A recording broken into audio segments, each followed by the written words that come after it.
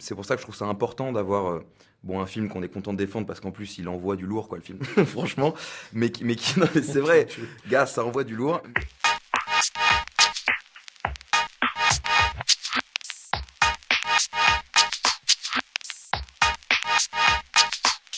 À la lecture du scénario, on se dit qu'on a entre les mains un truc rare, je crois, dans le cinéma français, un truc un peu hybride, qui à la fois a un souffle de grands films de spectacle, où on sent qu'en plus, en connaissant le cinéma de Cédric Jiménez, qu'il va y avoir une mise en scène enlevée, un rythme incroyable, et en même temps, on a des personnages très forts, très dessinés, très complémentaires, donc on sait qu'on a aussi un film de personnages, et on sait qu'on a un film qui parle de faits de société, et de dérives de nos sociétés, donc on sait qu'on a du fond aussi, quoi. On a un film qui allie le fond et la forme à merveille, ce qui est assez rare. Ouais, et en plus, il y a eu beaucoup de travail en plus en amont, et ça, c'était assez chouette. En plus du scénario, on a eu un petit temps de vraiment pour répéter ensemble, pour se connaître, pour travailler autour des scènes, que ce soit avec Cédric ou avec François et Gilles. Et c'est vrai que tout ce travail, en plus de ce scénario-là et de la personnalité de Cédric, fait que, ouais, comme le dit François, il y a quelque chose d'assez chouette de trouver ça, parce que c'est assez rare d'avoir un objet, je trouve, de spectacle et de divertissement, mais qui a aussi une couche sociétale aussi forte et qui raconte notre société et notre temps. C'est ce qui est plaisant avant tout, c'est de recevoir un beau scénario en fait.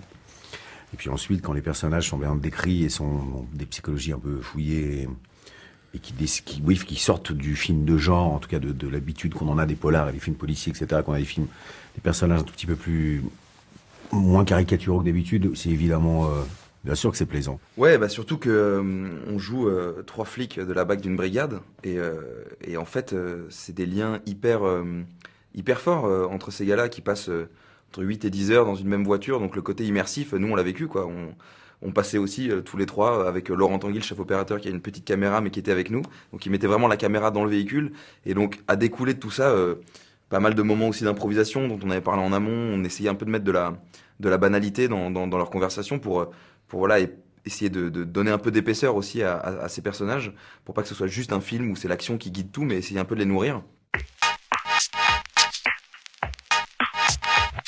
Compliqué, certainement, mais c'est surtout obligatoire. Moi, je suis réalisateur de cinéma. Ma mission, surtout sur ce type de sujet, qui est une affaire récente, non jugée, avec des personnages existants. En tout cas, on s'est inspiré de ces personnages existants qui sont encore là.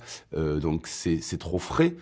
Pour pouvoir avoir des conclusions, ça serait très malvenu de ma part, voire très prétentieux de pouvoir en tirer une. Donc moi, mon travail, c'est de faire des films. J'ai voulu faire un film sur ce sujet-là, mais évidemment, mon obligation, la moindre des choses, c'est d'avoir de la hauteur. Je trouve que le fait surtout de vivre les choses, de vivre ce que traversent nos personnages, c'est surtout très enrichissant. Voilà, et d'avoir des personnages complexes, des personnages qui sont pas justement des stéréotypes et qui essaient eux de frayer leur chemin et d'aller vers quoi ils tendent. Et à travers une société comme ça me semblait hyper intéressant à interpréter. Je trouve qu'au contraire, c'est bénéfique d'avoir des personnages avec toutes ces dimensions-là à jouer. Mais je crois que c'est l'ambition cinématographique, j'y retourne, de Cédric. Et je pense qu'il l'a prouvé par le passé. Il est capable de faire des grandes fresques avec du souffle. Et en effet, c'est des inspirations sans doute anglo-saxonnes par endroits. Mais il aime bien quand il y en a, quoi, Cédric. Il aime bien en mettre. Et c'est un kiff. Clairement, j'ai adoré le cinéma américain des années 70, c'est une certitude, mais pas que le cinéma américain, aussi le cinéma français de ces mêmes années. Alors ça ressurgit certainement dans mon cinéma, mais c'est pas une volonté. Je suis pas en train de me dire je veux être dans la veine d'eux ou dans la continuité d'eux. Ben on fait ce qu'on aime. Moi je fais les films que j'ai envie de voir, et donc c'est vrai que certainement les films qui m'ont marqué ressemblent à ces films des années 70, qu'ils soient américains ou français, et ça ressurgit, je pense, consciemment ou inconsciemment, dans mes films. Mais il n'y a pas une volonté de continuité ou d'être l'héritage d'eux. Donc je me permettrai pas ça.